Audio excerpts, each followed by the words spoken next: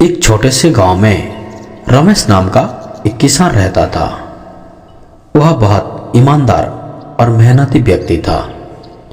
उसके पास थोड़ी सी जमीन थी जिस पर वह अपने परिवार का पालन पोषण करता था। उसका जीवन बहुत सरल थी, लेकिन वह हमेशा खुश रहता था क्योंकि उसने कभी गलत रास्ते में चलना नहीं सीखा था।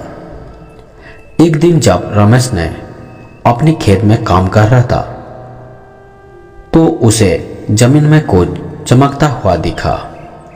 वह उत्सुकता से वहां गया और देखा कि जमीन में एक पुराना बर्तन दबा हुआ था। उसने बर्तन को उठाई और बाहर निकाला और पाया कि वह बर्तन सोने और चांदी के सिक्कों से भरा हुआ था। रमेश पहले तो चकित रह गया, लेकिन तुरंत उसने सोचा कि यह धन उसका नहीं है और इसे उसके असली मालिक को पहुंचाना चाहिए।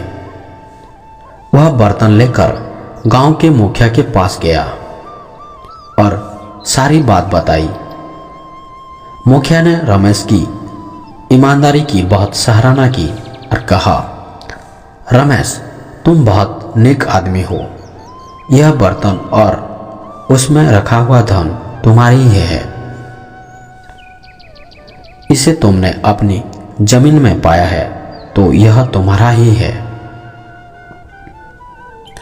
लेकिन रमेश ने जवाब दिया, नहीं मुखिया जी, यह धन मेरा नहीं है। मैं इसे नहीं रख सकता। हमें उसके असली मालिक को ढूंढना चाहिए। मुखिया ने उसकी बात मानी और गांव में घोषणा करवाई कि अगर किसी का कोई खोया हुआ धन है तो वह आकर पहचान ले। कोई लोग आए, लेकिन कोई भी उस बर्तन और उसमें रखे धन का असली मालिक साबित नहीं कर पाया। कुछ दिन बीतने के बाद एक बूढ़ा आदमी गांव में आया। उसकी हालत बहुत खराब थी और वह बहुत परेशान लगता था। उसने मुखिया से कहा, यह धन मेरा है। यह मेरे दादा परदादा के जमाने का है, जिसमें उन्हें किसी युद्ध के समय वहां छिपा दिया था।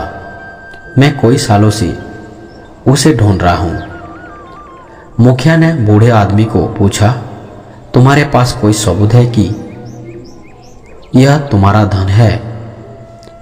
बूढ़े आदमी ने कहा, हाँ, बर्तन के नीचे हमारे परिवार का नाम खुदा हुआ है। मुखिया ने बर्तन को पलटकर देखा और सच में वहां उस आदमी के सारे परिवार का नाम खुदा हुआ था।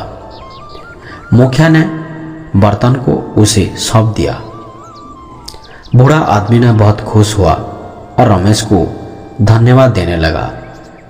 उसने कहा, तुम्हारी ईमानदारी की वजह से मुझे मेरा खोया हुआ धन मिल गया।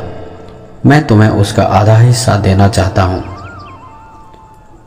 लेकिन रमेश ने मुस्कुराते हुए कहा, मैंने यह धन ईमानदारी से लौटाया है और मुझे उसका कोई हिस्सा नहीं चाहिए। मेरे लिए सबसे बड़ी मेरे दौलत मेरी ईमानदारी और मेहनत है। बूढ़ा आदमी रमेश की बातों से बहुत प्रभावित हुआ और उसे आशीर्वाद देकर चला गया। गांव के लोग रमेश की सच्चाई और ईमानदारी की मिसाल देने लगे। रमेश का नाम अब हर किसी की जुबान पर था और लोग उसे आदर की नज़र से देखने लगे। कुछ समय बाद गांव में अकाल पड़ा और फसलें खराब ही हो गया। लोगों के पास खाने के लिए अनाज भी नहीं था। रमेश भी इस कठिनाई से जूझ रहा था। एक दिन गांव में एक बड़ा ट्रक आया जिसमें ढेर सारा अनाज भरा हुआ था। ट्रक के साथ एक आदमी भी आया था और उसने मुखिया से कहा, यह अनाज रमेश के लिए भेजा गया है। मुखिया और गांव वाले ने हैरान रह गए। उन्हें रमेश से पूछा, यह अनाज किसने भेजा है? रमेश खुद भी नहीं जानता था। तभी वहां बूढ़ा आदमी वहां पहुंचा जिससे रमेश ने बर्तन लौटाया था। उसने कहा, रमेश, यह अनाज मैंने तुम्हारे लिए भेजा था। तुमने मेरी मदद की थी और अब मैं तुम्हारी मदद करना चाहता हूँ।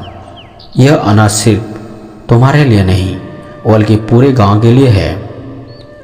तुमने अपनी ईमानदारी से जो कुछ भी किया उसका यह छोटा सा प्राप्ति फल है। रमेश की आंखों में आंसू आ गया और उसने बूढ़े आदमी को गले लगा लिया। गांव वालों ने भी रमेश की प्रशंसा की और समझा कि सच्चाई और ईमानदारी की जीत हमेशा होती है। उस दिन के बाद से रमेश और भी प्रेरित होकर अपने काम में जुट गया और गांव के लोग उसकी मिसाल को अपनाने लगे।